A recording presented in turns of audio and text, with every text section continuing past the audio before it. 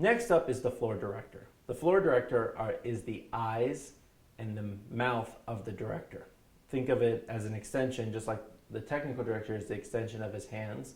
The floor director is the extension of his eyes and his mouth. In our studio, we have lots of glass, so the director can see into the studio from the control room.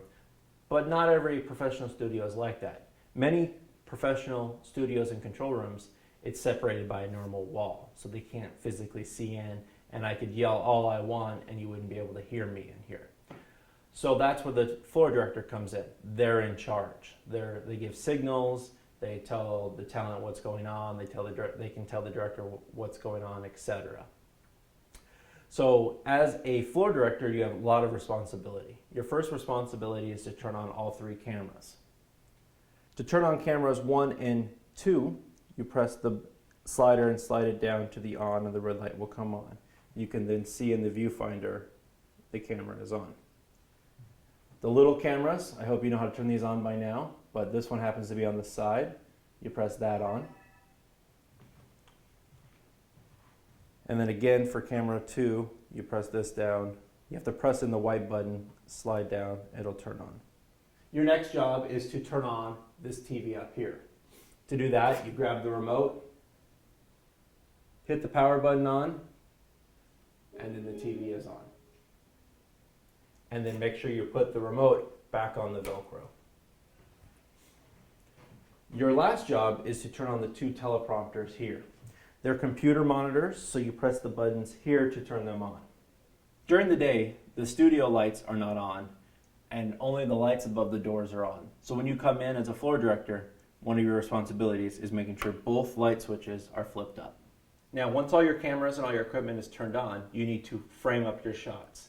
Each talent is a little bit different height, so you have to adjust accordingly. Now looking here, as before, eyes on third. Now I do not have a talent since I am filming during the middle of the summer, but you guys all know your proper framing. Now like every other tripod, to adjust it, you loosen the lever and bring it up and down. Now what's important is these cameras, since they have the teleprompters on, are very front heavy. So when I'm about to make an adjustment, I use my other hand to help support, and then I can move it up and down. Then I lock it off very tightly and I'm good to go.